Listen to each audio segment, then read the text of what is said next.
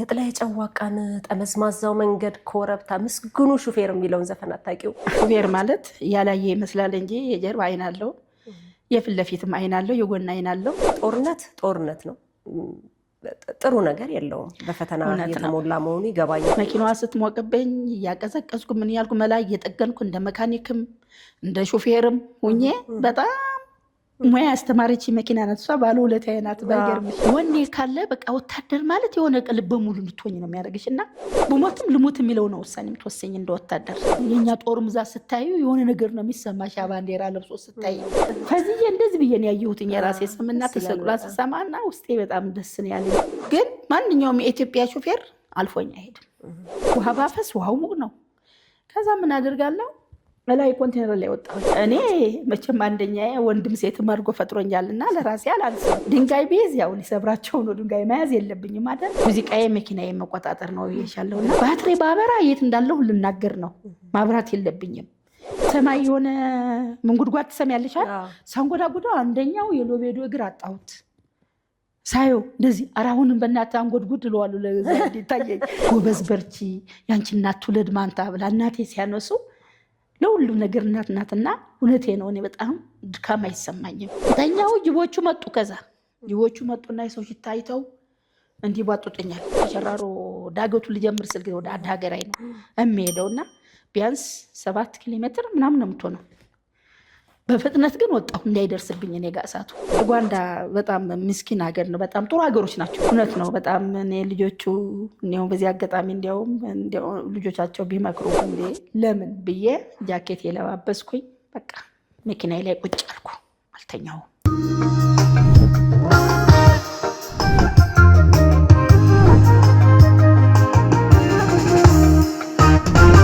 ጤና ክቡራና ክቡራት እንደምሰንብታችኋል። ይህ የእንደወይን ሚዲያ የጨዋ ወግ ሰዓታችን ነው። በዛሬው የጨዋ ወግ ጊዜያችን እንግዲህ ከጀግናዋ የሃይቤድና ሎቤድ ተሽከርካሪ አሽከርካሪ ሻለቃ የሽዋ አማረ ጋር ነው ቆይታ የምናደርገው። ሻለቃ የሽዋ ላለፉት 21 ዓመታት ነው እንግዲህ የከባድ መኪና ሾፌር ሆና ስትሰራ የነበረችው። በርካታ ትዝታዎች አሏት። በጣም መሳጭና ቆንጆ የጨዋ ወግ እንደምናደርግ ተስፋ አድርጋለሁ። እናንተ ደግሞ ቻናላችንን ላይክ፣ ሼር እና ሰብስክራይብ እያደረጋችሁ እስከ ፍጻሜው ድረስ አብራችሁ እንድትቆዩ የአክብሮት ግብዣችንን እናቀርባለን። ወደ ጨዋ ወግ ሰዓታችን አለፍን።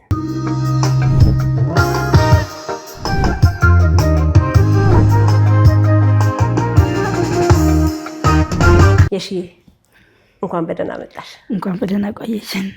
የእንደወይን ሚዲያ የጨዋ ወግ እንግዳይ ስለሆንሽ በጣም ደስ ብሎኛል። እኔም በጣም ደስ ብሎኛል። ያንቺ ሚዲያ መጥቼ በማየቴ ደስ ብሎኛል። በጣም ቆንጆ ቆይታችን በጣም ጥሩ እንደሚሆን ተስፋ አድርጋለሁኝ። ቆይታችንን ግን ከምን ብጀምር ደስ ይለኛል መሰለሽ?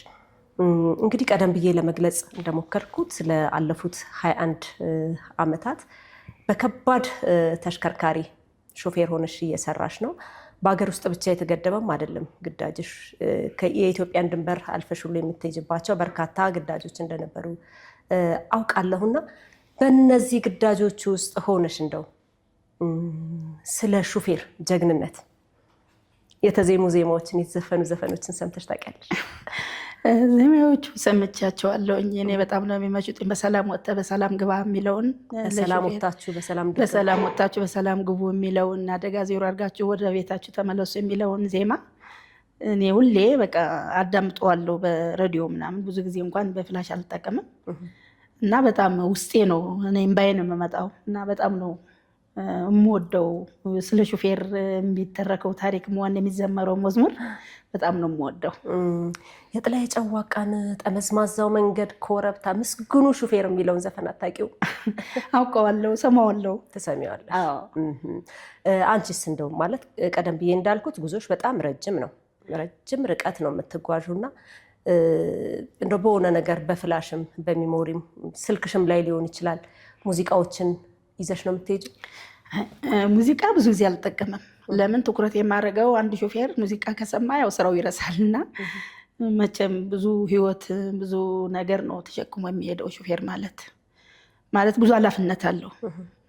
ሾፌር ማለት ያላየ ይመስላል እንጂ የጀርባ አይን አለው፣ የፊት ለፊትም አይን አለው፣ የጎን አይን አለው፣ የቀኝም የግራም አይን አለው ሾፌር ማለት እኔ ትኩረት የማደርገው ለሚደርስብኝ አደጋ እንዳይደርስብኝ ለመጠንቀቅ ቅድመ ዝግጅት ብቻ ወደ መኪና የማሽከርከር ነው እንጂ ብዙ ጊዜ ሙዚቃዎቹ አልሰማም። ሬዲዮም ራሱ ከሰማሁ እረፍት ስሆን ነው እንጂ መንገድሽን ብቻ ይዘሽ ነው የምትሄጂው? መንገዴ ብቻ ይዤ ነው የምሄደው። በጣም ደስ ይላል። የሺዬ የት ተወለድሽ? የት አደግሽ? አስተዳደግሽ ምን ይመስል ነበር? የተወለድኩበት ሀገር ወልቃይት ጠገዴ ይባላል። ያው ወልቃይት ጠገዴ ሰሜን አርማጭሆ ይባላል። ያው ስሙ የደፋር ሀገር ይባላል። ያው ከዛም ስለተወለድኩ ነው ደፋር ሆንኩኝ። የጠገዴ ልጅ ስለሆነ ወልቃይት ጠገዴ ነኝና ዝሮ በቃ ለማንኛውም በጣም እዛው ሀገር ነው የተወለድኩት። የልጅነት ህይወትሽ ምን አይነት መልክ ነበረው? የልጅነቴ ህይወቴ በልጅነቴ ነው ውትድርና የገባሁት። ብዙ የልጅነቴ እንትን እማውቀው አይደለሁም በገጠር ላይ በዚህ በሀገር ቤት ያው እንደተወለድኩ አደኩ። በ8 ዓመት ነው በ9 ዓመት አካባቢ ነው የተቀላቀልኩኝ። ኧረ እባክሽ። ቀደም ባለው ጊዜ የትጥቅ ትግሉን? አዎ በትጥቅ ትግል ገባሁ። መልካም። እንግዲህ የረጅም ዘመን ሾፌር ነሽ። ቀደም ብለን ከዚህ ቀረጻ ፊት ስንጫወት እንደነበረውም የመንጃ ፍቃድ ያወጣሽው በ1985 ዓመተ ምህረት አካባቢ ነው። አጋጣሚው ምን ነበረ? አጋጣሚው ደስ የሚል ነበር። መጀመሪያው መኪና ስመለመል ማንኛውም ስራ ከወንዶች አላንስም ስል ማንኛውም ነገር ከወንዶች እኩል ነበርኩ የምሳተፈው። ሹፍርና ሲመለምሉኝ ራሱ ስለ ሹፍርና እኔ እንደምታውቂው አገሬ መኪና ገብቶበት የማያውቅም የምናውቀው ነገር የለም። መኪና ትነጃለች ሲሉኝ እንዴት ነው የምነዳው? እኔማ አልሄድም ብዬ ብዙ ተቋሙ አንስቼ ነበር። ሂጂ ጥሩ አመራሮች ነበሩ በወቅቱ። ታይ ሂጂና ታየዋለሽ፣ ካየሽ በኋላ እምቢ ካለች ትመለሻለሽ ነው ያሉኝ። ሄድኩኝ። ሳየው ለካ ስራው ፍቅር ነው። እንዲያውም ከሁሉም በላይ ከ500 ሹፌር አንድ ሴት ነበርኩ። ከነሱ እኔ ቅድሚያ ነው። እንዲያውም 499ኞቹ ወንዶች? አዎ 499 ወንዶች ናቸው። ከ499 እኔ አንዷ ያው ከፊታቸው ሆንኩ ማለት ይቻላል። ውጤቱ ምን ይመስል ነበር? ውጤቱ በጣም ደስ በሚል ነበር። በቃ እችላለች። አሁን መስክ የሚባል አለ። እኛ ስንማር ከባድ ነው ትምህርታችን የነበረው። በወራል አፈር ትጭኝና በቃ ደብረ ሲና ገደል ታውቂዋለሽ? ደብረ ሲና ገደል ላይ የማይተናነስ ቦታ ላይ ገብተሽ ውጭ ነው የምትባዩ። ፈተናው እሱ ነበር። ያው ብዙ እኔ መጀመሪያ ከፊት ልግባና ከዛ በኋላ ሌላው ከተል ብዬ አንደኛ ወጣው። ከዚህ በኋላ ያለው አስተማሪ ማረፍ ነው ያለባት፣ በቃ ተምራለች ጎበዝ ናት በሚል አረፍኩ። አንደኛችን ስንመረቅ ክቡር ሽግግር መንግስት ነበረ በዛን ጊዜ ፕሬዚደንት ነጋሱ ነበሩ በወቅቱ። እሳቸው ነው ያስመረቁን። ማንጃ ፍቃዴ በሽልማት በሳቸው እጅ ነው ያገኘሁት። ከኢፌድሪ ፕሬዚደንት እጅ? አዎ ማንጃ ፍቃዴ 3ኛ ማንጃ ፍቃድ በሳቸው እጅ ነው የወሰድኩትና ትልቅ ሞራል ነው የተሰማኝ። ወዲያው መኪና እንዴዝ ነው ያደረጉኝ እና መኪና ያስኩኝ። በቃ እስካሁን ድረስ እንግዲህ ያው በመኪና ላይ ነው ያለሁት። እየነዳሽ ነው። ለመጀመሪያ ጊዜ የተሰጠሽ መኪና ምን አይነት ነበር? የመጀመሪያ ጊዜ ዋዝ አምፕላስ ትባላለች። ዋዝ አምፑላንስ ትባላለች እና ምድር ኃይል ጦር ኃይሎች አካባቢ ነበረ ስራችን። ያው አንዳንድ ስራዎች ታዝዤ ሲሄድ መኪናዋ ትሞቅብኝ ነበር። መኪናዋ ስትሞቅብኝ እያቀዘቀዝኩ ምን ያልኩ መላ እየጠገንኩ እንደ መካኒክም እንደ ሹፌርም ሁኜ በጣም ሙያ ያስተማረች መኪና ናት እሷ። ባለውለታዬ ናት ባይገርምሽ። ከዛ በኋላ በቃ በጣም አክቲቭ ሹፌር ሆንኩ። ምክንያቱም መኪናው የሚበላሸውን ብልሽትም በቃ እያወቅኩ ነው የሚሄደው። ያው ከመካኒክ ለመካኒክ ሪፖርት ማድረገውን ያን ቃን አውቄ ነው ሪፖርት ማድረገው። መሰረታዊ የሆነውን የቴክኒክ እውቀትም ይዘሽ? እውቀት ይየባታለሁ። እንደዛ አድርገሽ ነው ሲሰሪ የነበረው። ከዋዝ በኋላ ምን አይነት ተሽከርካሪዎች? ከዋዝ በኋላ ብዙ አይነት ተሽከርካሪዎች ይዣለሁ። ባስ ይዣለሁ። ያው ስማርም እንዳልኩሽ በኦራል ነው የተማርኩት። ኦራልም ይዣለሁ። አይፋ የሚባል አለ ይዣለሁ። ምንም 619 የሚባልም ይዣለሁ። ምንድን ነው 619? 619 የሚባል አለ። ባስ የመጣ ነበር አጋጣሚ ሆኖ በባስ ሆኖ 619 ማለት ያው የቆየ መኪና ሆነ። ማርሹ በጣም ከባድ ነው። ለወንዶችም በትግል ነው የሚገባውና ያው እኔ ምንም አያቅተኝም የሚለውን በስራዬም ፍቅርም ስላለኝ ያ 619 80 65 ሰው የሚጭን ሰርቪስ ጦር ኃይሎች ላይ ሲይዝ ነበር። የሰራተኛ ሰርቪስ እንዲያውም ግራ መሪ ነበር በጊዜው ማስታውሰው። ከዛ ደግሞ ብዙ ነገሮች ተሽከርካሪዎች ነው የሚይዘው እና ያላስኩት ተሽከርካሪ የለም ማለት ይቻላል። ኦራልም ትይዥ ነበር? ኦራል፣ ዚል፣ ኦራል፣ ዚል፣ ዋዝ ያው ተመሳሳይ ራሻ መኪኖች ናቸው እነሱ። ሁሉም ነገር በቃ ይያለሁኝ። የናፍጣም የቤንዚንም መኪኖቹ በድምጻቸው አውቃቸዋለሁ። ወደ ግዳጅ ተሰማርተሽ ታውቂያለሽ? ግዳጅ ስል ያው ወታደር ሁልጊዜ ግዳጅ ላይ እንዳለ ይታወቃል። ይሄኛውን ግዳጅ ስል ግን የጦርነት ማለት ነው። ምናልባት ካልተሳሳትኩኝ በወቅቱ የኢትዮ ኤርትራ ጦርነት የነበረ ይመስለኛል 1991 አካባቢና በሱ ጊዜ ተሳትፈሻል ወይ? ጦርነት ውስጥ በሙያሽ የመሳተፍ አጋጣሚ ነበረሽ? አዎ እውነት ነው፣ ተሳትፌያለሁኝ። ለዛውም ከጎረቤት ሀገሮቹ ጅቡቲ ኦራል አዲስ ይገቡ ነበር በዛን ሰዓት። አሁን አጋጣሚ ሳናስበው ነው እንግዲህ የተወረር ነው በወቅቱ። አጋጣሚ ያን መኪና ለሀገር ሰላም ብለን ስንሄድ ጦርነቱ ሲነሳ በዛው አድርገን ወደ ጦር ሜዳ ነው የሄድኩት። 3 ሴቶች ነበር እንዳጋጣሚ። አዲስ ወደብ ላይ የመጣውን የአዲስ መኪና አይዘን ወዲያው ወደ እንትን ሄድኩትኝ ወደ ግዳጅ ሄድኩኝ። ከግዳጁ ወደ 3 ወር 4 ወር ያፈታኝ ነው። ግዳጅ ሼት ነበር? ግዳጄ ወደ ቡሬ፣ ከቡሬ ሸራሮ፣ ሽላቦ የሚባል ጾረና፣ ብዙ መንገዶቹ ብቻ ዙሬዋለሁ ማለት ይቻላል። እና ደግሞ እንቅልፍ አይመጣኝም። 24 ሰዓት ነበር የሚካሄደው፣ እንቅልፍ የለም። ለሚተኙ ሰዎች ራሱ ክላክስ እያረኩ ባካሄዳቸው ከፊት ለፊት ያለው ሾፌር ሲንዘጋዘግ ሳየው፣ ደግሞ የሰሜን መንገድ ካወቅሽ ተመዝማዛ ነው በጣም። ይሄ ግራት ካሱ የሚባል አለ ከባድ፣ በዛን የነበር መንገዱ። ከግራት ካሱ አልፈሽ ደግሞ ይሄ ጉላት የሚባል አለ። እንግዲህ እዛ ሙጉላት ላይ እንቅልፍ ይዞሽ ከሄደ አስቢው እንግዲህ መቼም ታውቂዋለሽ ብዬ አስባለሁ። ስለዚህ ሌሎችንም ታነቂያለሽ? ለሌሎችም ክላክስ እያረኩ አነቃቸዋለሁ። ያው ጦርነት ነው፣ ጥሩ ነገር የለውም፣ በፈተና የተሞላ መሆኑ ይገባኛልና ምን ገጠመሽ? የገጠመሽ አስቸጋሪ ሁኔታ ነበረ? አይገጥምሽም ብዬ አላስብም መቼስ። እውነት ነው። የገጠመኝ ነገር ምንድን ነው? መቼም አንድ ሰው ሲያቅተው መቼም ሌላ ምንድነኛ ያደረኩት ጭኞ የሄድኩትን ጭነት አጋጣሚ ሆኖ ወደኋላ ነበረ። ያው የጫንኩትን ጭነትን ወሳኝ ነበረ። ወሳኝ ጭነት ስለሆነ እሷ መጫን አለባት ተብሎ ተወሰነና እኔ እንድጭን ተደረገ። አጋጣሚ ሆኖ እዛ ግዳጅ ላይ ማለት ነው። አዎ ነባር ሹፌርም የነበርኩ እኔ ነኝ በዛን ጊዜ።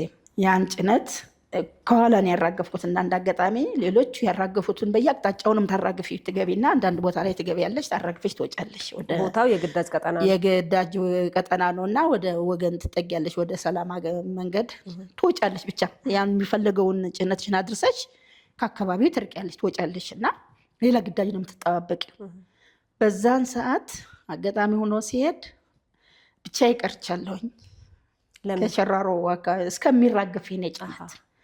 አሁን ከዛ እየሄድኩ እያለሁ አጋጣሚ ሆኖ አየር ለካ የጠላት አየር ነበረች የምትዞረው የነበረው እንዳጋጣሚ የኤርትራ። አዎ እሷ ስትደበድብ እዛ ሸራሮ ላይ እኔ ዳገቱ ስጀምር አዳገራይ ዳገት ስጀምር አጋጣሚ ሆኖ እኔ ጋር ተሳቢው አካባቢ ወደ ኦራል ማለት ወደ ስፖንዳው ክፍት አድርገን ነው የምንሄደው ከኋላና ስፖንዳው አካባቢ ወደቀብኝ። ቁምቡላው ተመታ መኪናሽ? አዎ ቁምቡላው መኪናው ሞተሩ ላይ ምናምን እኔ ጋር አልደረሰም። እኔ ጋር ቢደርስም እንዲያው ምንም የወደቀም አልመሰለኝ ጭራሽ። ለምን ወኔ ካለ በቃ ወታደር ማለት የሆነ ልበ ሙሉ እንድትሆኝ ነው የሚያደርግሽ። እና ሴት ነኝ ፈራለሁኝ፣ ይመታኝ ይሆን የለም። ከዛ ያን እሳት እየነደደ ወደ ወገን ይዤው ገባሁ። ማለት ኦራል ይዘሻል? ኦራል ይዤ ያው ከኋላ መኪናሽ ተመቷል። ሞተሩ ባይሆን እየነደደ ነው፣ እሳት እየነደደ እንዲያው ከነሳቱ ነዳሹ? አዎ ብቆም ትርጉም የለውም። የሚረዳኝ ሰው የለም በዛን ሰዓት አካባቢ ሰው የለም። ያለኝ አማራጭ ወደ ወገኖች የተጠግቼ ያው መኪናው ከዛ በቦቲ ውሃ ያዘ ነበር። እየተቃጠለ መሆኑ እያዩትን ስለነበሩ ወዲያው ተነጋገሩ መሰለኝ። ቦቲ መተን የተቀበለችኝና ጠፋች መኪናዋ። ስፖንዳውም 1-2 ስፖንዳም አይሆንም። ትቅርብ ነው ደግሞ ከሸራሮ ዳገቱ ልጀምር ስል ወደ አዳገራይ ነው የሚሄደውና ቢያንስ 7 ኪሎ ሜትር ምናምን ነው የምትሆነው። በፍጥነት ግን ወጣሁ እንዳይደርስብኝ እኔ ጋር እሳቱ። አልፈራሽም? አልፈራሁም። ለምን መሰለሽ? ቤንዚን ነው ተቀጣጣይ ቤንዚን ነው። ቢሆንም መቼም አገር ብለሽ ስለምታስቢ ብሞትም ልሙት የሚለው ነው ውሳኔ የምትወሰኝ እንደወታደር ማለት የራስሽን ህይወት ቅድሚያ አታስቀድሚም። ታስቀድሚው እንዲያውም እኔ ህይወት ሳይሆን ያ ንብረት እንዳይቃጠል ወዲያው ወደ ንብረቱ ነበር እኔ ቅድሚያ የሰጠሁትና እንዳጋጣሚ ንብረቱ አስተረፍኩት። ከዛ ሸልመው እዛ የነበሩትን ሸልመው አመስግነው ግዳጅ ፈጽሜ ነው የምመለሰው። አልመለስም አልሄድም ብያቸው ቆይቼ ግዳጁ ከተረጋጋ በኋላ ወደ ክፍሌ የተመለስኩ። የሚገርም አጋጣሚ ነው። በጣም ደስ የሚል ሁሌ በቃ ያስደስተኛል። ያው የጦርነት ስፍራዎች ብዙውን ጊዜ የውጣ ውረድ ቦታዎች ናቸው ብዬ ነውና ሌላ አስገጠመኝ የለሽም በዚህ ዙሪያ? በዚህ ዙሪያ ያው ተመሳሳይ ናቸው። ያው ከባድ መኪና ከገባሁ በኋላ መቼም ገጠመኝ አይጠፋም። ቦልቦ ሲባል በስሙም ራሱ ግርማ ሞገስ አለው መኪናው። የሳዩን ጊዜ በወንዶችም ራሱ ግርማ ሞገስ አለው አይደለም በሴትና ሳዩን በቃ ሀገር ሁሉም በጣም ነው የሚያደንቀኝ የነበረው። ፊቴ እስከሚለበልበኝ ድረስ አለልሽ አይደል የሆነ አዩኝ የሚሉት ነገር ትይዥና ከጥይቱ በላይ የዛ ሰው ፍቅር ፊትሽን ያቃጥልሻል። በቃ አዩኝ ደስ ይላል በጣም እንዴት ነው ብለሽ የደስታ መንጭሽ እስከ ፊት የሚያቃጥል ነው ማስደስታ ይለልሽ ብዬ ነው። ፍቅር በቃ የሆነ ፍቅር እምባይም አንዳንዴ ይተናነቀኛል። በተለይ እናቶች የሆኑት ጎበዝ በርቺ ያንቺ እናት ትውለድ ማንታ ብላ እናቴ ሲያነሱ ለሁሉም ነገር እናት ናትና እውነቴ ነው። እኔ በጣም ድካም አይሰማኝም። የሆነ ሞራሌ በጣም ከፍ እያለ ነው የሚሄደው እና ብዙ ገጠሞች አሉ። እንግዲህ መግቢያዬ ላይ ብዬዋለሁ የሽዋ አንቺ ያሳለፍሽው ግዳጅ እንደ ወታደርም እንደ ከባድ መኪና ሹፌርም በሀገርና በድንበር ብቻ የተወሰነ አይደለም። ለምሳሌ የተለያዩ ግዳጆች የሰላም ማስከበር ግዳጅ ሊሆን ይችላል።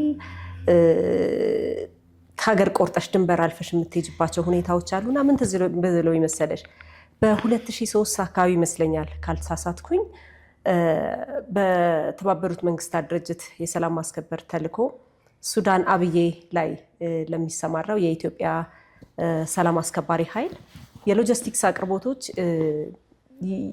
ይደርሱ የነበረው ይጓጓዙ የነበረው በተሽከርካሪ ነበረ እና አስታውሳለሁ የተሰለፉ መኪኖች የተሰለፉ ከባድ ተሽከርካሪዎች እና በአንድ አጋጣሚ አንዱን ተሽከርካሪ ስትነጂ የነበርሽው አንቺ መሆንሽን ቪዲዮውን አይቻሉ።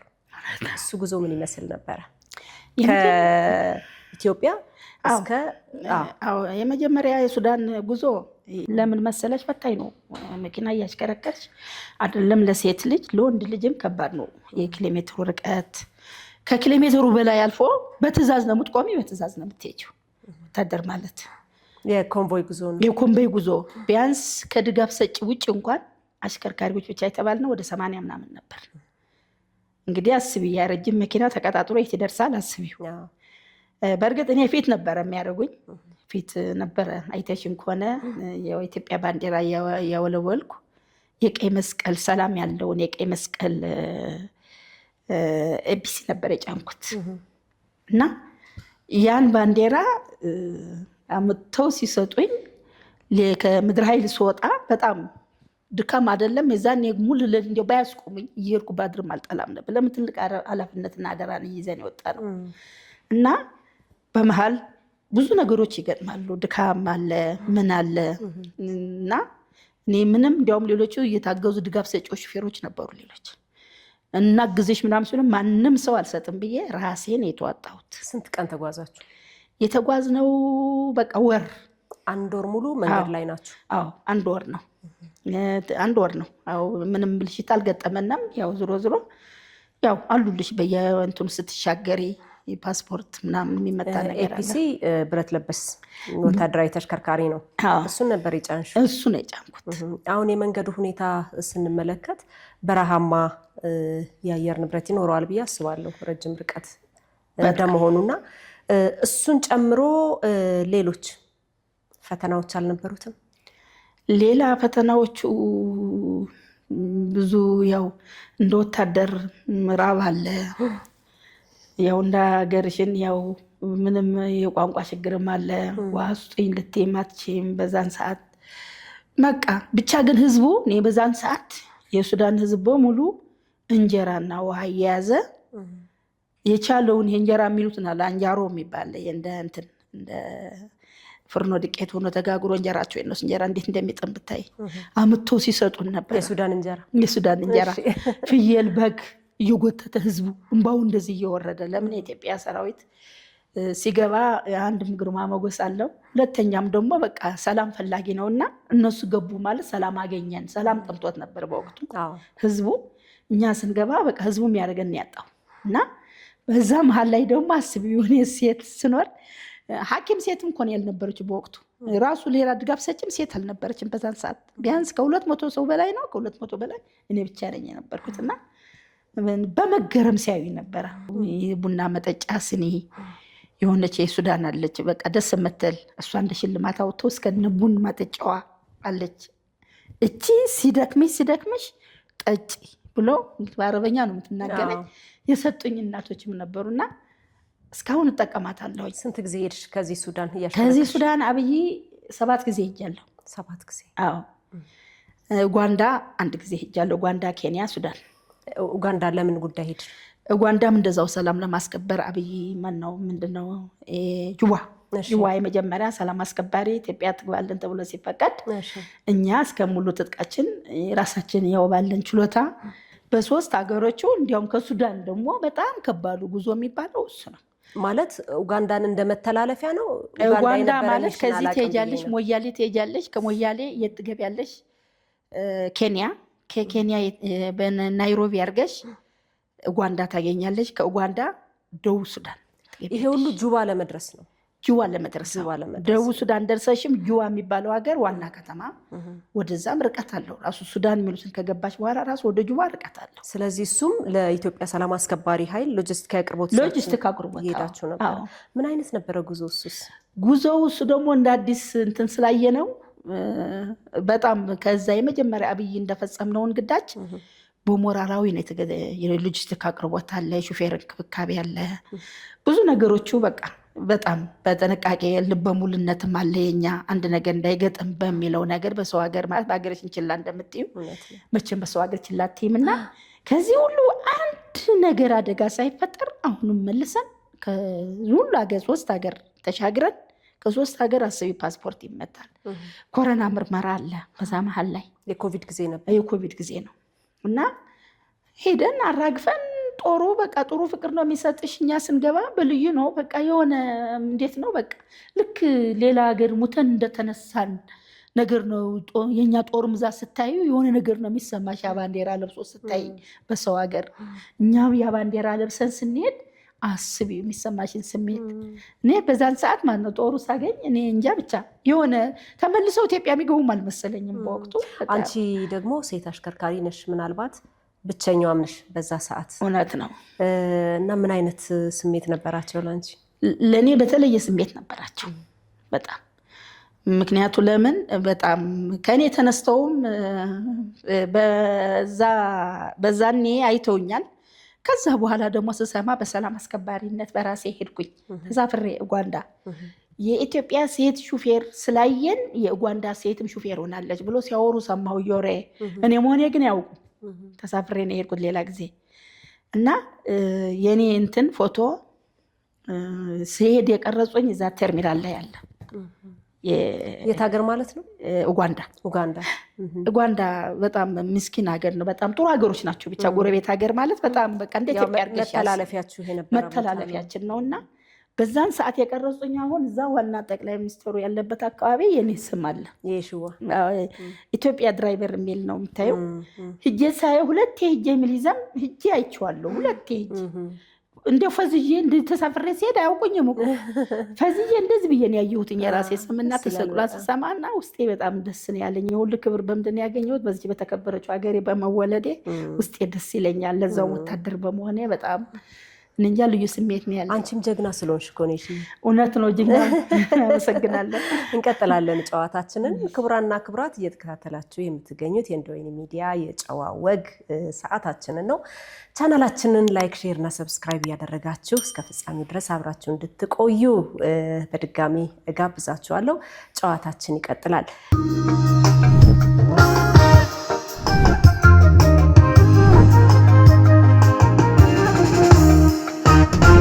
እንግዲህ ሌላኛው ደግሞ ድንበር አልፈሽ የሄድሽበት ግዳጅ ካልተሳሳትኩ እንደውም በጣም ለረጅም ጊዜ ይመስለኛል ከኢትዮጵያ ጅቡቲ። ምን አይነት ተሽከርካሪ ይዘሽ ሄድሽ? ስለ ጅቡቲ ጉዞዎች ደግሞ እናውራ። ምን ያክል ጊዜ ሄድሽ ጅቡቲ? ጅቡቲ ብዙ ጊዜ ነው። ጅቡቲ ማለት ያው ኢትዮጵያ በዩ ለምን እኔ ቆጥሬ አልዘልቀውም። ሹፌር ከሆንኩ ጀምሮ አብዛኛው ጅቡቲ ነው የምመላለሰው። ጅቡቲ ትልቅ ክብር አለኝ። እኔ በዚህ አጋጣሚ እናመሰግናቸው እወዳለሁኝ። ሌሎች ወንዶች እንኳን ወደ ውስጥ መግቢያ ያለ ሲገባ እኔ አልጋ አዘጋጅተው ከወርዲው አጠገብ ነው የሚያስተኙኝ። ባይገርምሽ ቦታ አለኝ የራሴ። ለማንኛውም ነገር ቅድሚያ ነው የሚሰጡኝ። ኮንቴነር ለመጫን የሚወጣ መታወቂያ አለ። ቅድሚያ ለመጫን ሴት አይቆምም ይሉና ቅድሚያ ይሰጡኛል።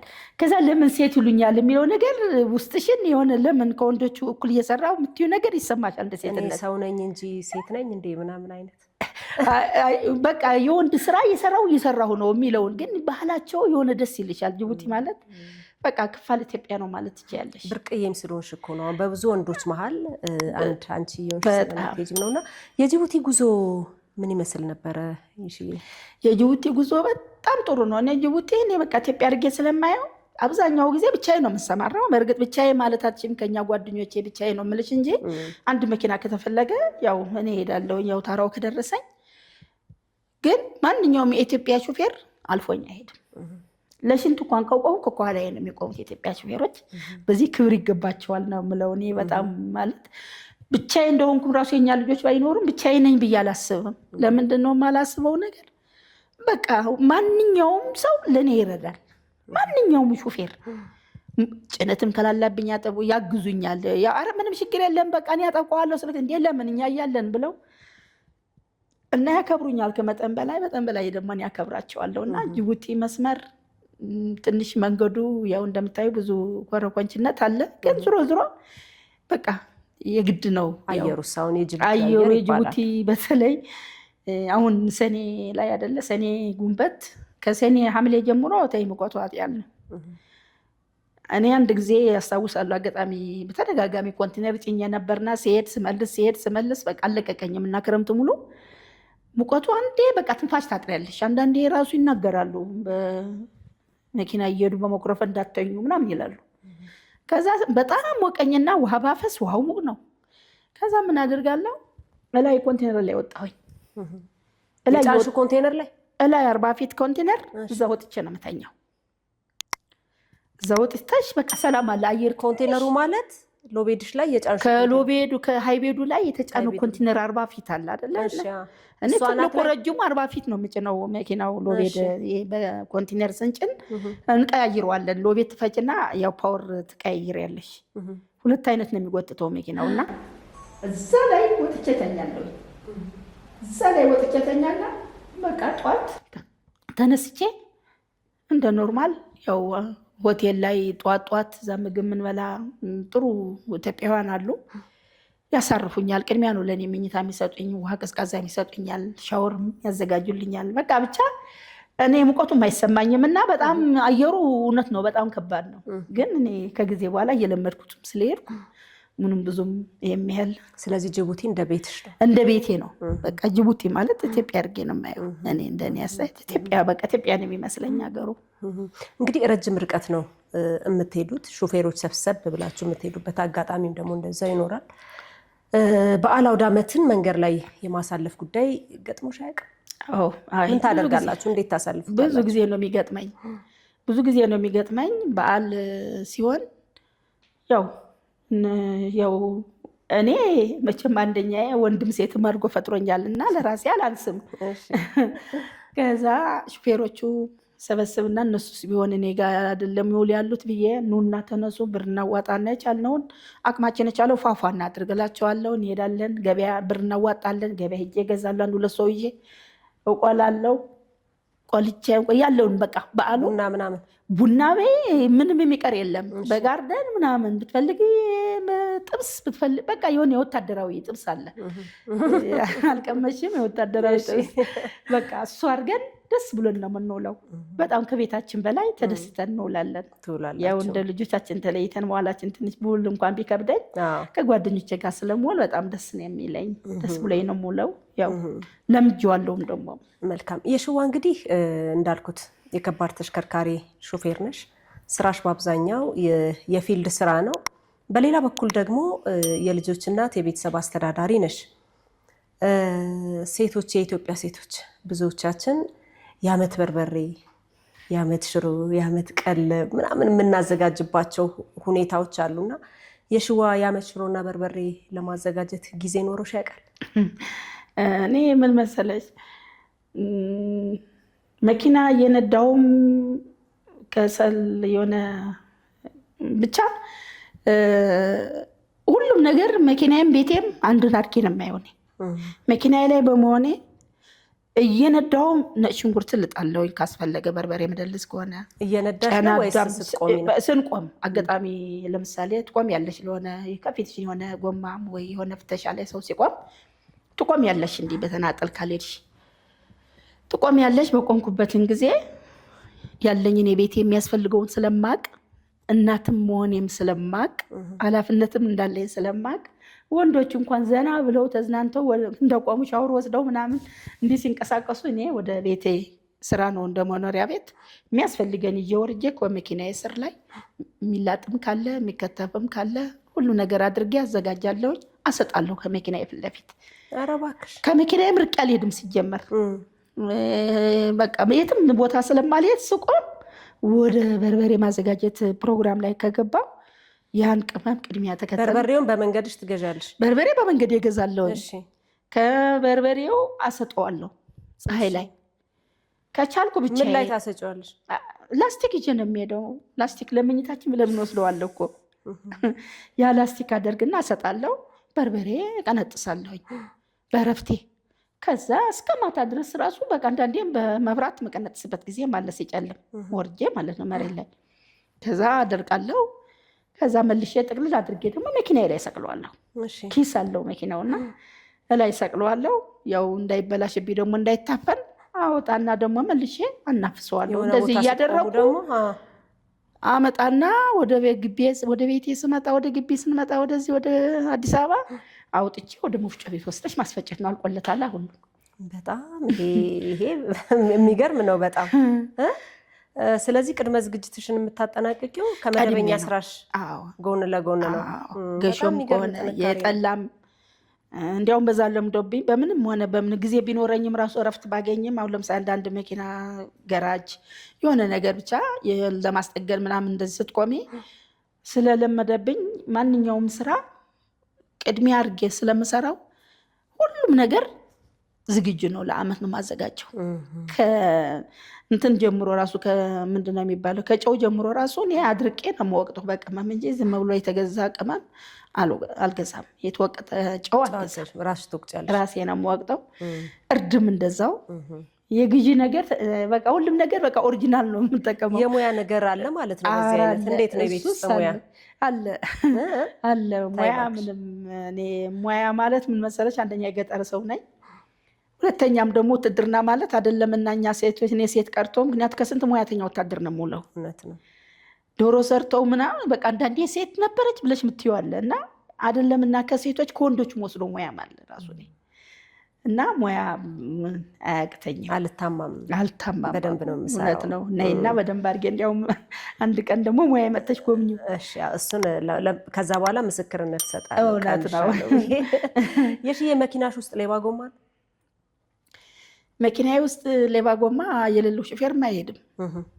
ሌባ ጎማ ማለት ብዙ ነገር ነው የሚጠቅመው። ለሰው መብቻ ብቻ ለዱላ ብቻ አይደለም። ሌባ ጎማ የሚጠቅመው ሸራ ለማጥበቅ ይጠቅማል። እንትናም ይባላል ጋንች ይባላል። ያ ጋንች ያለ ሌባ ጎማ መጥበቅ አይችልም። ስታጠብቂ ከቦ ማለት ነው ጎንና ጎን ከኋላም። እንደገናም ደግሞ ጎማ ስትፈጪ ያለ ሌባ ጎማ ምንም አታረጊው። ከክሬክ ቀጥሎ ሌባ ጎማ ነው። ያለ ሌባ ጎማ ምንም ብታረጊ ምንም አይሆንም። እና ሌባ ጎማ አለኝ። ሌባ ለመቅጣት ብቻ አይደለም። አዎ፣ አይ ሌባ መቼም ለመቅጣት ለሌባ መቅጣት ብቻ አይደለም። አልገለገልበትም ለሱ። ሌላ ምን አለሽ መኪናሽ ውስጥ? ምን ይዘሽ ትሄጃለሽ? መኪናዬ ውስጥ እኔ ምንም ነገር በቃ የሚይዘው ያው እንደ ወታደር ያው የሚያስፈልግሽን ነገር ትይዣለሽ። ያው እንደ ሹፌርም ያው የሚገጥምሽ ነገር ስለማታውቂ ከተማ ደርሳለሁ ብለሽ አስበሽ አትሄጂም እና የሚገጥምሽ ነገር ስለማይጠው ሁሉ ነገር እኔ አዘጋጃለሁ። በሱ ይዛለሁ። አንዳንድ ነገሮች በቃ የሚያስፈልጉ አይደለም ለእኔ አብረው ለቆሙትም ያው እተርፋለሁ ማለት ነው። እኔ ይኸውልሽ ለዚህ ኢንተርቪው ልጋብዝሽ ሳስብ ጓደኞችሽን ጠየቅኩ፣ በዙሪያሽ ያሉት የሽዋ ከምትይዛቸው ነገሮች መኪና ውስጥ የሚገርማችሁ ስል ኩበት አሉ። ኩበት እውነት ነው። ኩበት ለምንድን ነው የምትይዙ? ልመጣልሽ ነው። ኩበቱ ምን ያደርጋለሁ ለምሳሌ በየመንገዱ ስትሄጂ ይሆን ይንጠለጠላሉ ልጆች እውነት ነው በጣም እኔ ልጆቹ እንዲያውም በዚህ አጋጣሚ እንዲያውም ልጆቻቸው ቢመክሩ ለምን ከኋላ መቼም ተንጠልጥለሽ አንቺ በቃ ለሹፌር አስቸጋሪ የሚሆኑ ቦታዎች አሉ እና ያ ኩበት ድንጋይ ቢይዝ ያው ሊሰብራቸው ነው። ድንጋይ መያዝ የለብኝም አይደል? ኩበቱ ሰው ለረፍት ወይም ለሆነ ነገር ሲወጣ ከፍቶች ካየሁ ራሱ ብቻዬ ከሆንኩ ወርድና ለቅማለሁኝ። ኩበት እበቱ ነው የምትለቅሚ፣ የደረቀ አታገኝም ብዙ። እበቱ ትለቅሚና ከዛ የሆነ ቅጠል አለ አይደል? ቅጠል ላይ ጥፍጥፍ አድርገሽ ባትሪ አለ፣ ባትሪ ላይ ቆይ ስታረጊው የመኪናሽ ባትሪ። አዎ ያ የባትሪ ሙቀትም አለ፣ ፀሐይም አለ፣ ይደርቃል። ሲደርቅ ደግሞ ንፋሱ እንዳያነሳው እከታተለውና ወይም ከላይ የሆነ መንፊት እንትን ብረት ነገር ካለ የማይወድቅ እሱ ወይ ከላይ ዝም ብዬ አለብሰዋለሁ ንፋስ እንዳይወስድብኝ ማለት ነው። ከዛ ድርቅና በፌስታል አድርጌ ጋቤናዬ ላይ ከሾፌር አጠገብ ከሌባ ጎማው እዛ ነው የሚሆነው። ያው ኩበቱ አጠገብ ይሆንና ልጆች ሲንጠለጠሉብኝ ያ ድንጋይ ቆይ በዚህ ድንጋይ ነው የምሰብርህ እያልኩ አስፈራረዋል። ከዛ ኩበቱ ሲወረውርባቸው አየሽ የእናትነት ባህሪሽ የበለጠ ሚዛን እየደፋ እውነት ነው። እና ይሄን አድርጌ እጠቀማለሁ። ገርሞኝ ነበረ ጠይቂያት ኩበት ካጠገቡ አይጠፋም አሉኝ። እውነት ነው። ለዚህ የሚገርም ነው። ሌላ እንግዲህ ረጅም ርቀት ጉዞዎችን እየተጓዝሽ የቴክኒክ ብልሽት ቢገጥምሽ ትጠብቂያለሽ ሜካኒክ ወይስ መሰረታዊ የቴክኒክ ነገሮችን ራስሽ ታስተካክያለሽ? በዚህ ዙሪያስ ምን አይነት ነው? በዚህ ዙሪያ ምን አለ መሰለሽ ያው እንደ ሹፌር ጎማም ሲጀመር በተለይ የኢትዮጵያ ሹፌር በሌለበት በተለይ ደግሞ በቃ የሚያግዘኝ ሰው የለም ብዬ የማስበው ቦታ ቅድመ ዝግጅት ነው የማደርገው። ጎማዬ ከተማው ሳላልፍ ከተማ ካለ ቅድሚያ ፈትሻለሁ። የተበላሸ ካለ አሰርቼ ጉዞ እጀምራለሁኝ። ካልተበላሸ ደግሞ ኖርማል ከሆንኩ ደግሞ እሄዳለሁ። እንዳጋጣሚ ግን የሆነ ነገር ግን የገጠመኝ እኔ ማረሳው በህይወቴ በሹፍርና ማረሳው የሆኑ ሁለት ነገሮች አሉ። ምንድነው ሁለት ነገሮች የምለው? አጋጣሚ በዚህ በጋምቤላ አልፈሽ ወደዛ ይሄ አባይ ግድብ እንትን ነበረ የልማት ማሽን አድርሼ ነበር እና ሎቤድ ነው ያስኩት። ኮረኮንች ነው ቦታው ከጋምቤላ 350 ኪሎ ሜትር ነገር ነው 350 ከሱ በላይ ይመስለኛል። ብቻ እሱ ረስቼዋለሁና አሁን ሲሄድ የመኪና ሲሄድ አብሮኝ ኦፕሬተሩ ሄዷል። ያው የተጋገዘ ያው ስለጫነ መኪናው ብዙም አልተንገራገበም። ስመለስ ግን ብቻዬን የተመለስኩት። መኪናው ካልጫነ ደግሞ ሎቤድ ማለት በጣም ነው የሚያናውጣው፣ ይጮሃል፣ ይነጥራል። ኮረኮንች ደግሞ በጣም በቃ ምን ልበልሽ ከባድ ነበርና በወቅቱ ከዛ ያን መንገድ ላይ ለካ መኪናው የሆነ ብቻ የማላቀውን አመል ታየኝ። በጎማው ላይ የሆነ መወዛወዝ ነገር ይሄ መኪና ምን ነው ጎማ ነፍሶብኛል ብዬ ስወርድ ባልስትራው የለም። ባልስትራው የማሉ ባልስትራ ይሄ ወደ 7 ብዙ ባልስትራዎች አሉ። አቃፊ እናት ልጇ ምናምን ይባላል ባልስትራው ላይ። አሁን ዋናው አባቱ የለም ወድቋል። ከላይ ያለችው ከቀጥል ያለች እናት ናት። እናቷ ላይ አንዳለች የልጅ ልጅ የሚባላል ባልስትራው ላይ። እናንተ ናችሁ ግን የምትሉት? ያው ይባላል በልምድ። አዎ በልምድ ደስ ይላል። ያንን የልጅ ልጁ አቅፎ አብሮ የሚያስረውን የስታፋ የሚያስረውን እንዳለ ብሎኑ የለም። የስታፋውን ወልቋል፣ ተሰብሯል፣ እንዴ ተቆርጧል። ባልስትራው 3 ባልስትራ የለም።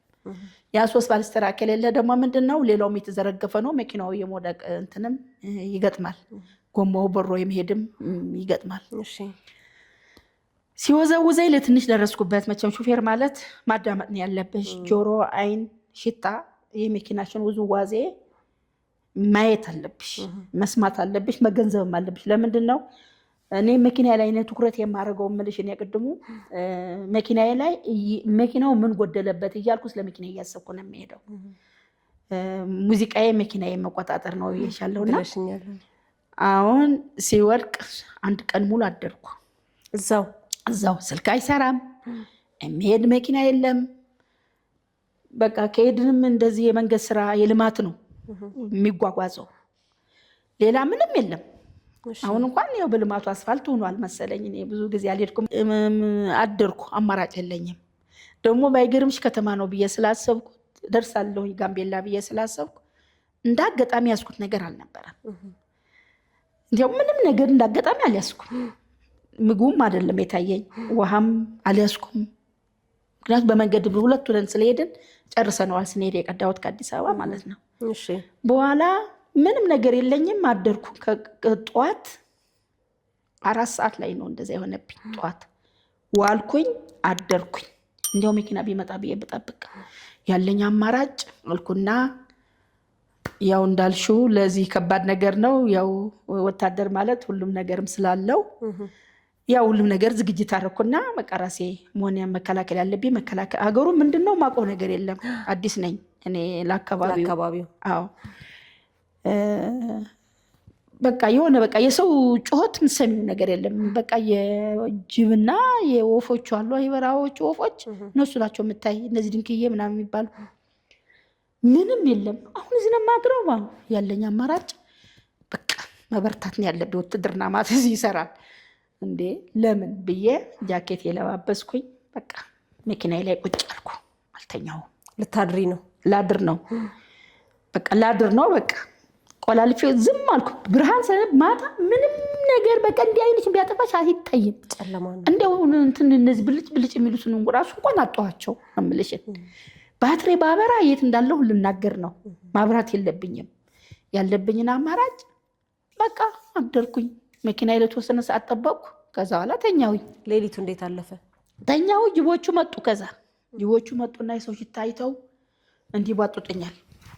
እዚህ አደረች ሲባል እንኳን ትዝ ይለኛል። ሆነች ፌሮች እንዲህ ስጨክን ነው እዚህ ጋር ብቻዋ ያደረችው እንዴ! እና ወዴት ትሄድ እንዴ? ስልክ ደውላ የሆነ መኪና ላኩልኝ ማለት ነው። ኔትወርክ የለም። ከዛ እዛው አድሬ ጠዋት ያለኝ አማራጭ ስልክና ኔትወርክ የለውም አይደለም ስልኩ። ምንም አለቆቼ ላገኝ አልቻልኩ። ዘዴ ፈጠርኩ። ሹፌር ማለት ሁሉም ነገር ይዞ ነው የሚጓዘው። ቤላ ያው መጥረቢያም ላይ እንጨት የማይንጠለጠልብሽ እንድትቆርጪ እሾህ ያው ፋስ ትይዣለሽ። ፋስ ምናምን ሎቤድም ይሄ ስለነበረ ሁሉም ነገር የተሟላ ነው። እና ቀን ወረድኩና ቱታዬ ለበስኩና ጠዋት ሲነጋ እስከሚነጋልኝ ቸኩያለሁ አልኩሽ። ይሄን ፈለፈስ ያደርኩና እንጨት ጠረብኩ። ሌሊት ላይ አሰብሽው መፍትሄው? ሌሊት አሰብኩት። ጠረብኩ ያን የጎደለውን ባሊስትራ ለመሰካት። እሺ ከዛ ሰበርኩና ያን ጠርቤ የሚገባው ሲወፍርብኝ እየጠረብኩ ልክ እንደ ባሊስትራ አድርጌ እንደ ታሪክ አድርጌ ሰርቼ በቃ ከተማ ካገኘሁ እስከ ወደ ከተማ ርቀት ነበረው ያን ያየሁት ከተማ እያልኩ የወርጅ መንደር ነገር ነበረች። ያንን ባሊስትራ ሰርቼ በከርኬቶ በመኪናው በማሽን ማሰሪያው አስሬ እየተከታተልኩ 1 ኪሎ ሜትር ሄዳለሁ ወርዳለሁ። ሲላላብኝ እያጠበቅኩ እንጨቱ ሲደርቅ ይላላል። ስለዚህ ባሊስትራውን በእንጨት ተክቼ የሆነ የአብራ ጎዳና መንገድ አለ፣ ካምፕ አለ። እዛ ካምፕ ላይ ገባሁ። በጣም የሚገርም የማረሳው ህይወቴ ቢኖር ይሄ ነው። እና በቃ እንደዛ ደወልኩኝ፣ ወዲያው ላኩልኝ እና ሰርቼ ገባሁ። እጅግ ፈታኝ የምትይው ግዳጅ የትኛው ነበር? እሺ ፈታኝ የምለው ግዳጅ አሁንም በተመሳሳይ በዛው መስመር ነው። ያው እንደገጠመኝም ይሆናል እንደ ፈታኝም ሊሆን ይችላል። እሺ ጋምቤላ ደርሼ ስመጣ መቱ። የሆነ በርበሬ የኮረሪማ አገር ነውና ብዙ መቼም የመስሪያ ቤት ሰው ለሹፌር መቼም ያምጣልኝ ነውና ብዙ መልእክት ይያለው። ደግሞ ሴትም እንደመሆኔ ሴት ናትና እሷ ትመርጣለች ስለሚሉኝ ብዙ ሰው ልኮኛልና ኮረሪማው ላይ ጥሩ ኮረሪማው ልገዛ ብዬ መቱ ላይ መግቢያው ላይ ቆምኩኝ። ከተማው ምክንያቱም ይሄ ግርግር ያለበት ምናምን መቆም አይመቸኝም። ከመኪና ያጠገብ ደግሞ ለሰከንድ ርቄ አልሄድም፣ ካምፕ ካልሆነ ማለት ነው። አሁን እዛ ውርድ ብዬ ያን ዕቃ ልገዛ ጠዋት ነው ቁርስ እንኳን አሁን እቃው ልግዛና ወይም ቁርስ በልቼ እሄዳለሁ ብዬ አስቤ ወረድኩኝ። ከእንትን መጥቼ ነው ከጋምቤላ መጥቼ ነው። መቱ ማለት ከጋምቤላ ዳገቱ ወጥተሽ ነው የምታገኘው። ከዛ እዛ ወረድኩኝ ወደ በደሌ መስመር ማለት ነው። 4 ሰዓት የቆምኩ እስከ 9 ሰዓት ድረስ መኪናው ይሄ ቁልፍ ልክ እዚህ ጋር ቄው ለካ ቁልፉ በእጄው እዛ ዕቃ ስገዛ እዛ ሱቁ ላይ አስቀምጬዋለሁ። ገበያ መኪናሽን ቁልፍ? አዎ ቅዳሜ ቀን ነው የነበረው። ቅዳሜ ቀን ነበርና ይሄ መኪና ቁልፊ ውይ ብዬ ስመለስ አንተ ቁልፍ ጥያለሁ ስለ ባለሱቅ ሳይ አለ ፈለገ ባለሱቅም የለም። ብዙ ሰው ይገባል ይወጣል። ገበያ ቀን ነው። ሞባይልም ተቆልፏል። እጄ ላይ ያዝኩት ብርም የለም። ያንን ኮረሪማ ምናምን ሰው የገዛሁት ብቻ ነው ያለው። ያንን መልስልኝ ለማለትም ከበደኝ። ከዛ ያለኝ አማራጭ ጠበቅኩ ይሰጡኛል ብዬ 9 ሰዓት አካባቢ ሲሆን መካኒክ ጥሩልኝ እስኪ ያልኳቸው። መኪናው ዘመናዊ መኪና ነው ብዬሻለሁ። ብዙ ቁልፍ ማት ኮምፒውተራዊ ስለሆነ ደግሞ ለዛውም ብዙ መኪናው አዲስ ነኝ ብዙም 2 ዓመት ምናምን ቢይዘው ነው። ይሄ መኪና ምንድን ማድረግ ያለብኝ አሁን?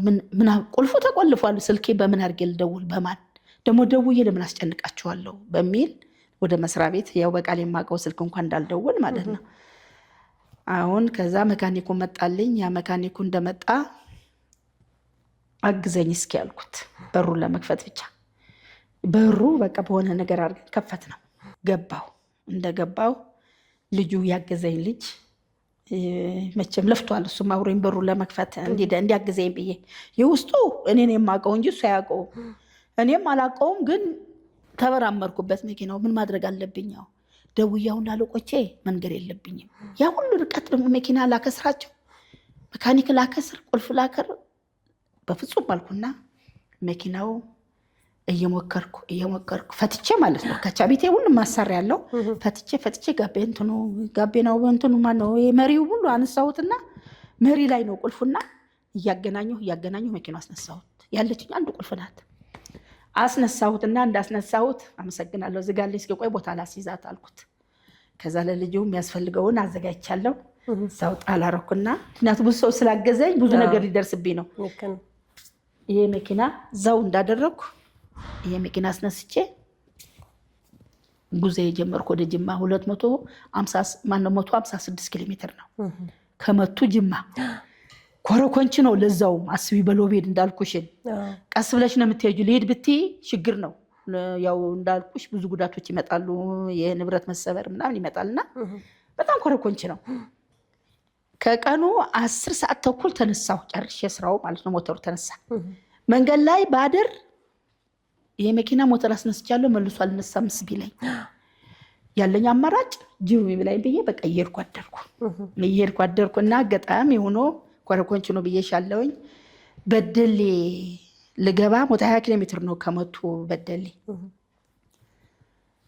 በደሌ ስገባ ወደ 5 ሰዓት ተኩል ምናምን ሆኗል ከምሽቱ። በደሌ ሳልገባ እንጂ በደሌ አልገባሁም። ከበደሌ በፊት የሆኑ ከተማዎች አሉ፣ ስማቸው አላውቃቸውም። ያ ከተማው ደግሞ ራቅራቅ ያለ ነው። ከዛ መንገድ ላይ የሆነ ጫካ አለ፣ ታውቂዋለሽ? ይሄ ጫካ የሆነ በጣም የቡና ቦታ እንዲያውም አንበሳለ ይባላል እዛውና አንበሳለው ይባላል። ከቀኑ 6 ሰዓት ከምሽቱ 6 ሰዓት ላይ ሲደርስ ይሄ መኪናው ጨረቃ አለ። እንዳጋጣሚ ጨረቃ ሳይሆን ዝናብ ይዘንባል። የሰማይ የሆነ መንጉድጓድ ትሰሚያለሽ አይደል? ሳንጎዳጉዳው አንደኛው የሎቤዶ እግር አጣሁት። ሳየው እንደዚህ አራሁንም በእናትህ አንጎድጉድ እለዋለሁ ለታየኝ እንዲህ ብዬ ሳየው የለም። አሁንም እስኪ ቆይ መሪ እንዲያርገ እስከሚያንጎድጉድ ጠበቅኩ ከምወርድ ብዬ ማለት ነው። ብቆም ሌላ ጫካ ነው የሚመጣብኝ ነገር አላውቅም። አንበሳ የሚባለው ነገር አስፈርቶሻል? አንበሳ በቃ የሆነ እንደ ወታደር ትጠራጠሪያለሽ። ብቻሽ ነሽ ያለሽው አይደል? አካባቢ መቼም እንደ ወታደር ትጠራጠሪያለሽ። ሌሊት ነው፣ ዝናብ አለ፣ ጫካ ነው። በወርድ ምን ይገጥመኝ ይሆን ብዬ አሰብኩና ከዛ መውደቁ ሳረጋግጥ አማራጭ የለኝም ወረድኩና ለካ ከተማ ተጠግቻታለሁ። መብራት ስለሌለ ነው እንጂ ከዛ ስወርድ መብራት አብርቼ ነው የወረድኩት። መብራት አጥፍቼ ወረድኩ። ያው ክሻፋ ነው ይባላል አይደል? አጥፍቼ ወረድኩና ሳየው እግሩ እንደዚህ ኧረ ተንጎድጎድልኝና ሊያው በምን ላንሳው? ከዛ ያለኝ አማራጭ እሱም አሁንም የሆነ እንትን ጨመርኩ። ምንድን ነው የሚባለው? ከርኬቶ ጨመርኩ ከእግሩ። ከዛ ወደዛ ታሰርኩትና በከርኬቶ ሳብኩት። አልችልም ብቻዬ ማን ያግዘኝ? ያ ሁሉም ማድረገው ግን 6 ሰዓት አካባቢ ነው ከሌሊቱ። በከርኬቶ ስቤ መኪናው ትንሽ ከፍ አለልኝ ከመሬትና እዚው ወደ በደሌ የገባው። ሌላ መንደሮችም አልቆምኩም። ይፈልግ ይምጣልኩና በደሌ የገባው። በደሌ ማለት ያው የሚያውቁኝ ጥበቃዎችም ስላሉ እግሩ ወድቆብኝ እኮ ብዬ ከዛ በደሌ የሚተሳሰረው ነገር አሳሰሩልኝ። አሁንም ሞተር ስለማይጠፋ ጉዞ ልጀምር ነኝ አልኳቸው። ወደ ጅማ ኧረ ተይ ሲሉኝ በፍጹም ሞተር ከጠፋ እዚህ ጋር ቢያንስ ጅማ እንኳን ልጠጋ ያም ቢልኩም ቁልፉ ይደርሳል። ለምን ያንን ወሰንሽ? ያንን የወሰንኩትኝ ውሳኔ ይሄ መኪና በኋላ ሞተሩ አልነሳም ቢለኝስ የሚለው ስጋት አደረብኝ። አንድ ሁለተኛም ደግሞ ሴት ሆና ነው እንደ ሞተር ያጠፋችሁ የሚሉ ሽልክ ይዝሻል። መቼም ማሉ ቁልፍ ያስጠፋችሁ ይልሽና አለቃሽን መቼም ያላስበው ነገር ቁልፍ እንዲሆነብኛ ስትይ ሌላ ቴረል ነው መልቀቅ የሚሆነውና ያን ሸም ያዘኝና ጅማ ገባው። ከጅማ መካኒኮች ስላሉ መልሶ አስነሱልኝ። አዲስ አበባ ገባው። የሁላችሁ ቁልፍ ጠፍቶብኝ ይኑኝ ነበር። ደውዬ ግን ልረብሻችሁ አልፈለኩም ብዬ መኪናው ተቀየረ። ቁልፍ ይሻለውኝና ተገጠመኝ ነው። በጣም የሚገርም ነው። ብዙውን ጊዜ እንግዲህ የሽዬ ሴቶች ከቤታችን ስንወጣ ስራ ብለን ያው አለ አይደለ ኩሏንም ሊፕስቲኳንም ምንዋንም ቀባ ምናምን ብለን በተቻለ መጠን አመር ብለን ለመውጣት እንሞክራለን። ያንን አድርገሽ ታውቂያለሽ? አይ ያኛው እንኳን እኔ ብዙ አልጠቀመውም። የለሽበትም? አዎ የለውበትም። ለምን ያው መኪና ላይ ስትሄጂ የተለያየ ሙቀት ነው የምትሄጂው። አይደለም ተቀብተሽው ባትቀቢው ሙቀቱ ራሱ ያቃጥልሻልና ያቀልጥሻል። አይደለም የሚያቀልጥ ጨምረሽለትና አልጠቀምም ምንም ነገር። እና ምንድነው ታዲያ የምትይዥው መኪናሽ ውስጥ አሁን የሚያስፈልጉሽን ነገሮች? ረጅም ርቀት ተጓዥ እንደሆነ ረጅም ርቀት እኔ ምንም በቃ ማበጠሪያ፣ ሻምፖ፣ ኮንዲሽነር ይዛለሁ። ከዛ በቃ ያገኘሁት እንደዚህ ቦታ ሳገኝ ያገኘሁት ፀጉር ቤት እያ እንደ ኖርማል የዛግር ሰው መስኛ ነው የምሰራው እንጂ። መልካም እንግዲህ አሁን ወደ ነገሮቻችን መጠቅለያዎች ላይ እንትን እያልን ነውና ከዛ በፊት እዚህ ጋር ቅድም ቀረጻ ከመጀመራችን በፊት አንዳንድ የተሰጡሽን ምስጋናዎች እያየሁኝ ነበረና በጣም የሚገርም ነው። ይሄኛው ከመከላከያ ሎጂስቲክስ ትራንስፖርት መምሪያ የተሰጠሽ የምስጋና ደብዳቤ ነውና ከጥቅምት 1 2009 እስከ ጥቅምት 17 ከአይጋ ወደ አፍዴራ እና ከቡሬ ወደ አፍዴራ እንዲሁም ከአፍዴራ ወደ ቢዱ ወረዳ ሳይት ባለበት ቦታ ማሽነሪዎች በማመላለስ ደከመኝ ሰለቸኝ ሳትል አስቸጋሪና ፈታኝ የሆኑ ቦታዎች ሳትበገር ለነሱ ሀገራዊና ተቋማዊ ግዳጇን ስትወጣ ቆይታለች እና በአፍዴራ ቢዱ መንገድ ስም ስራ ፕሮጀክት ስም ይህ ምስጋና ደብዳቤ ሰጥተናታል ይላል። አዎ የመጀመሪያው ነገር እውነት ነው። ሌላኛው ደግሞ እንደዚሁ እሱም የምስጋና ደብዳቤ ነው። የትራንስፖርት ሎቤድ በመያዝ ነው አይደለም፣ የመከላከያ ትራንስፖርት ሎቤድ በመያዝ ከጎዴ ፈርፈር እና ከበለደ ወይኒ ወክ ታንክ በመጫንና ለውጊያው ድጋፍ በመስጠት በማመላለስ የመንገዱ ብልሽት ሳይበግርሽ ድካሙን በመቋቋም ደከመኝ ሰለቸኝ ሳትይ ከሰራዊታችን ጎን ሆነሽ ላደረግሽው መልካም ስራ ላቅ ያለ ምስጋናችንን እናቀርባለን ተብለሻል። እውነት ነው። ሌላው ሻምበል የሺዋ አማረ፣ በእርግጥ አሁን ሻለቃ ነሽ። ሻምበል የሺዋ አማረ ለውጡ የተባለች የሎጂስቲክ ዋና መምሪያ አባል ከ82 ዓመተ ምህረት ጀምሮ በተለያዩ ግዳጆች ተሰማርታ ደከመኝ ሰለቸኝ ሳትል የተሰጣትን ተልዕኮ በተገቢ እየፈጸመች የመጣችና አሁንም በመፈጸም ላይ የምትገኝ ጠንካራ ሰራተኛ ነች።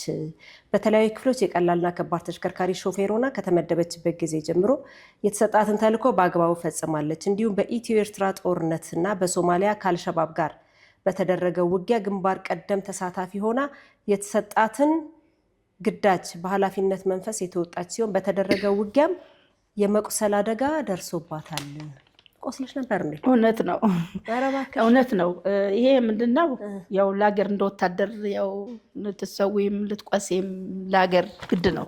እዚሁ ላይ ታዲያ ምን ይላል? በትራንስፖርት መምሪያ የከባድ ተሽከርካሪ ወይም ቮልቮ አሽከርካሪ ሆና ከተመደበችበት ጊዜ አንስቶ እስካሁን ድረስ ሎቤድና ሃይቤድ በመያዝ ታንክና የተለያዩ ከባድ እቃዎች በሀገር ውስጥና በውጭ ሀገር በተደረገው ስምሪት እንደ ወንዶች እኩል ተፈጥሮን ተቋቁማ የተሰጣትን ግዳጅ ያለምንም አደጋ በወኔና በልህ ፈጽማለች ሲሉ ምስጋና ነው የሰጡሽ። እውነት ነው። እና በዚህ ልክ መመስገን መቻል በጣም ደስ ይላል። ቆይታሽ የሽዋ አሁን ምን ላይ ነሽ? አሁን ላይ እንግዲህ ወደ ሲቪል ህብረተሰቡ ለመቀላቀል ያው ግዳጅሽን እየጨረስኩ ነው። ያው እንግዲህ ወደ መውጣት ዝግጅት እያደረኩ ነው ያለሁት። ስለዚህ በዚሁ ሙያ የመቀጠል ሀሳብ አለሽ? የዚህ ሙያ መቀጠል በጣም እኔ አው ሀገሬም ራሴ ተተርሼ ራሴ ህይወት ያስከማታ ወይም ደግሞ በምርኩስ ሂጄ በቃ አርጅተሻል አንቺ ብላ እስከምትለኝ ድረስ እኔ ልሰራውንም በወኔ ላይ ነው ያለሁት። ለምን ወተሽም ለሀገር መስራት ጥቅም አለው። ስለዚህ ከባድ ተሽከርካሪ ሃይቤድ ሎቤድ ምናምን ያላችሁ ካምፓኒዎች፣ ግለሰቦች ይቺን እንቁ የሆነች ሹፌር እንዳታመልጣችሁ ካሁኑ አሰብ አድርጉበት ልንላቸው እንወዳለን ለተመልካቾቻችን። አደጋ አጋጥሞሽ ያውቃል? የመኪና አደጋ መኪናሽ አደጋ ደርሶብሽ ያውቃል? ደርሶብኝ አያውቅም። ምንም አደጋ ደርሶብኝ አያውቅም። አደጋ ምንም ነገር ደርሶብኝ አያውቅም። ለምን ይሄ ችሎታዬም ሳይሆን እውነት ነው የኢትዮጵያ አምላክም እግዚአብሔርም እየጠበቀኝ የፈጣሪ ጥበቃ ብቻ ያው ስለተከተለኝ ስለረዳኝ ነው እንጂ በችሎታው ሾፌር የሚኖር የለም። አደጋ ቤት እንደሚመጣብኝ ስለማታውቂ ግን እስካሁን አላጋለጠኝም፣ ነገም አያጋልጠኝም ብዬ እግዚአብሔር አመሰግነዋለሁ። እግዚአብሔር ይጠብቅሽ። ነገሩ በጣም ደስ ይላል። ወደ መጨረሻ የጥያቄ መጠቅለያ ሳመራ የሽዬ የልጆች እናት ነሽ። ልጆችሽ ምን ደረሱልሽ? ምን አይነት እናት ነሽ ለልጆችሽ? እኔ ለልጆቼ እንግዲህ መልካም እናት ነኝ ነው የምለው። ለምን እናት ማድረግ የሚገባት ያው በረሃ በመሄዴ እንዲሁም ወታደር በመሆኔ ልጆቼም የእናት ፍቅር ሳይዙ እንዳያድጉ በማለት ያው በስነ ስርዓት አድርጌ ልጄ አሳድጌያለሁ ማለት እችላለሁ። ከልጄም አልፎ ያው የሙት ልጆችም አሳድጌያለሁ። ያው ልጆቼ ስለምትያቸው ልጆቼ ናቸው። አዎ ልጆቼ ናቸው። ያው ልጄ ነው የምላት። ዝሮ ግን እኔ ለልጆቼ ቀድሜ ዝግጅት አድርጌ ነው የሚሄደው። በዓል ሲሆን እንዳይከፋቸው የሚያስፈልጋቸውን ነገር አድርጌ በበዓል ጊዜ ምንም ተመችቶኛል ምን በላሽ ይሉኛል እነሱ። እኛ ተደስተን የዋልነው ጓደኞቼ ጋር ሁኜ ምናምን ያልኩ ፎቶ ወይ ምናምን ልክላቸዋለሁ እንዲደሰቱ ብዬ። ያው ለምደውታል። እነሱም ወታደር ናቸው ማለት ትችያለሽ። ያው እኔ ወታደር ልጅ ያውቁታል። መልካም የሽዬ፣ በጣም ቆንጆ ቆይታ አደረግን። ለነበረን ቆይታ ለፍቃደኝነትሽ ለሰጠሽኝ ጊዜ በጣም ነው የማመሰግንሽ። እኔም አመሰግናለሁ። ክቡራና ክቡራት የእንደወይን ሚዲያ የጨዋ ወግ ተከታታዮቻችን ከሻለቃ የሽዋ አማረ ጋር የነበረን ቆይታ በዚሁ አጠናቀቅን። አብራችሁን ለነበራችሁ ሁሉ ልባዊ ምስጋናችንን እናቀርባለን። ቻናላችንን ላይክ፣ ሼር እና ሰብስክራይብ በማድረግ ቤተሰብ ሁኑን እንላለን። በቀጣይ ሌላ የጨዋ ወግ እንግዳ ይዤ እመለሳለሁ። በያለንበት ሰላም ለሁላችን ይሁን።